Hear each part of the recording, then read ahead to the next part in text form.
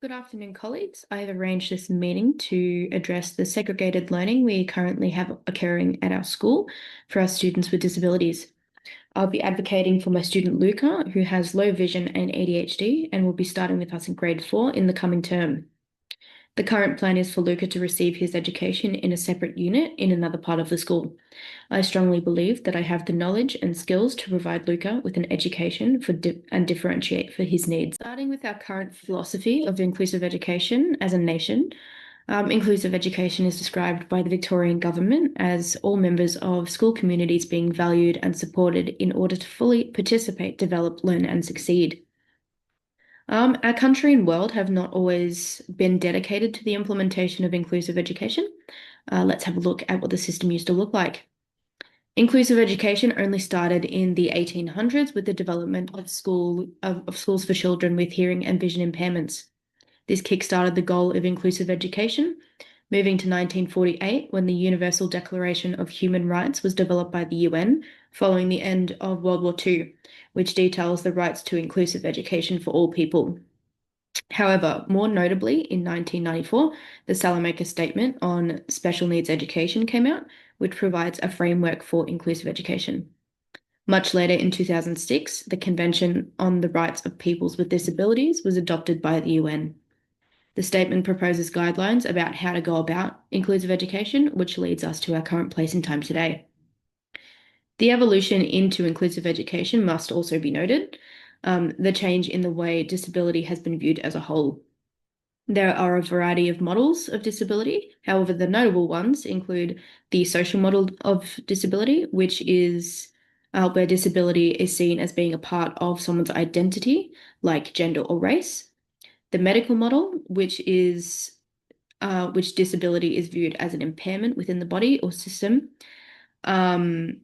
and it is inherently pathological. The moral model, whereby disability is seen as having a meaning about either a person or a person's family's character, thoughts, deeds, or karma.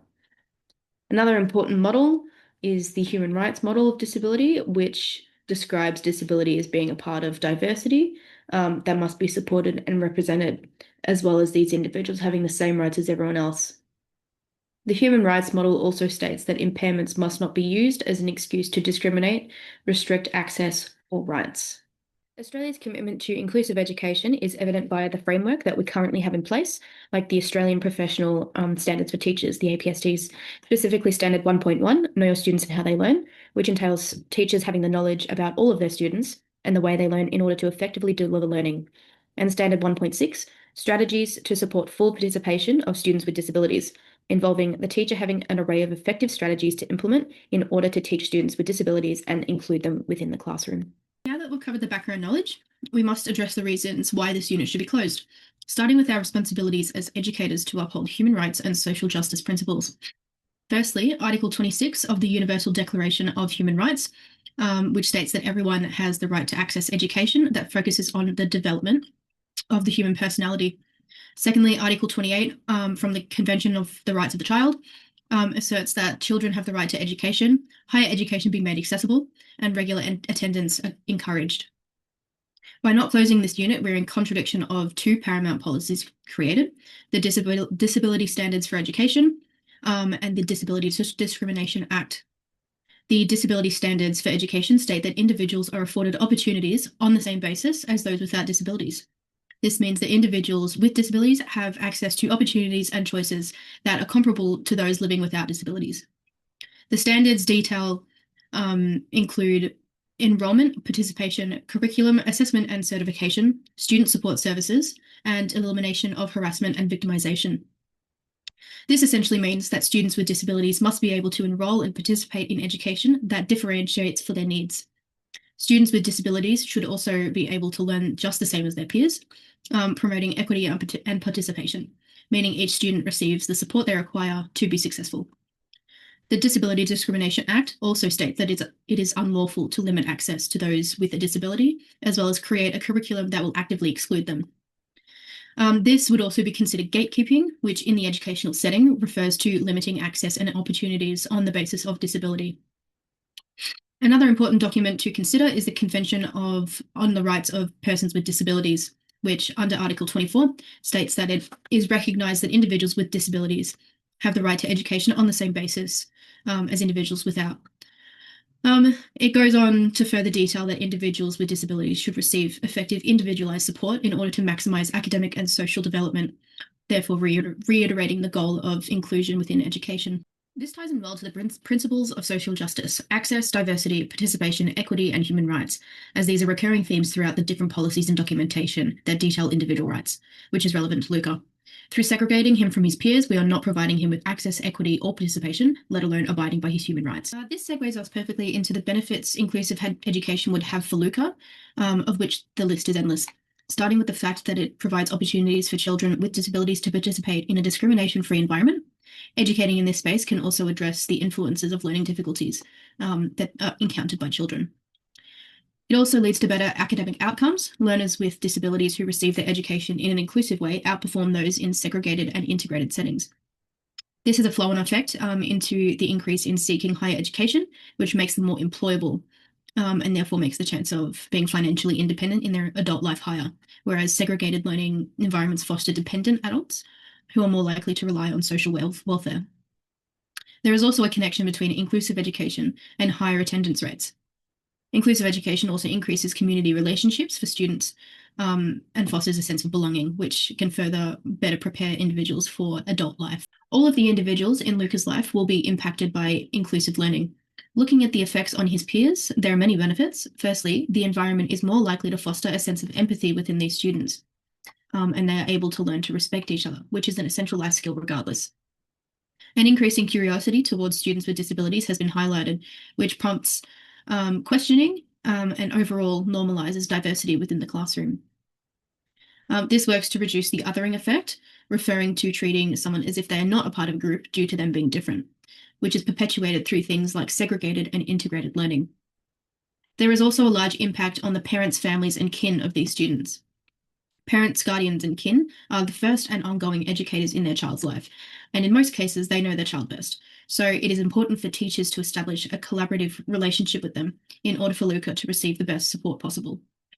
There are many benefits to collaborating, including it enriches the learning environment, it increases a sense of community, stakeholders feel empowered and trusted when their voice and choice is being respected, and overall removal of learning barriers. For effective collaboration, communication must be transparent. Teachers need to be responsive to the needs and aspirations of the kin, and mutual trust and respect is vital.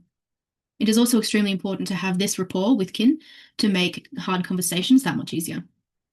There is also an important space for communities of children with disabilities, which will advocate for them when required, ensuring educators uphold their duties to inclusive education.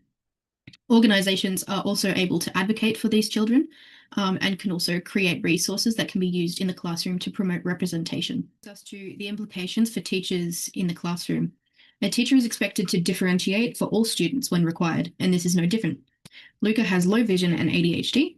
Low vision is characterised as permanent visual impairment and is classified as moderate to severe impairment. Individuals with low vision acquire a score of 20/200, meaning that what a person with 20/20 vision could see at 200 feet, an individual with low vision can only see at 20 feet. People with low vision have difficulty with classroom learning, using computers, recognizing faces, and getting around, especially in places that are unfamiliar. To differentiate for this in the classroom, assistive technology is very useful. Using computers with enlarged text or vision aids when students are completing pen and paper tasks in order to magnify the text. It is also important to verbalize everything when moving around the classroom, when explicitly teaching, as well as making instructions short and clear. It is encouraged for the whole class to participate in this too. Luca's peers can announce themselves when they enter or leave his space. Another recommendation is to use Luca's name when addressing him specifically and following up with questions or statements you want to convey. And the same with other students as well to improve social interactions. In terms of classroom layout, it is important to place Luca in the best possible spot where he can access resources, but also where he can hear and see the teacher. This could be near cabinets and at the front of the classroom or near a doorway, away from possible distractions from other students. Coloured tape can also be used on the floor to indicate walkways, and it must be reinforced to all students that chairs have to be pushed in at all times. Differentiation for classroom work is to allow extra time during tasks and, if required, reteaching segments of content in smaller groups with students that require reinforcement. Teachers could also use a chime or a sound to indicate when a point is especially important while explicitly teaching.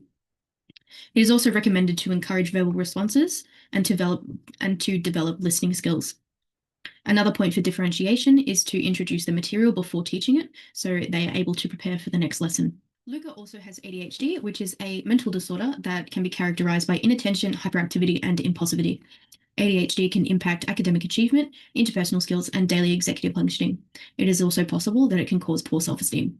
Adjustments for students with ADHD include breaking down tasks into smaller segments in order to make them more digestible, clear classroom expectations, as well as expectations for the lesson and week, which could be facilitated with color-coded timetables, assistive technology like voice-to-text tools, computers or iPads, online timers, scheduled breaks after the completion of tasks or when required, and using different modes to represent content to maximize engagement. Utilizing the student interest will also maintain engagement. Minimizing distractions is imperative, which could be facilitated with a seating plan. Group collaboration is also effective in maintaining engagement. Feedback is a vital part of managing behavior. Given timely feedback when a student does the right or wrong thing is essential. Having a reward system in the classroom can also be helpful to maintain engagement and regulate behavior. All considerations for differentiation follow the Universal Design Learning, UDL, framework, which includes engagement, representation, and action and expression, which suggests that utilizing students' interest using multiple modes to teach information and the use of different tools are essential to effectively participate in learning opportunities.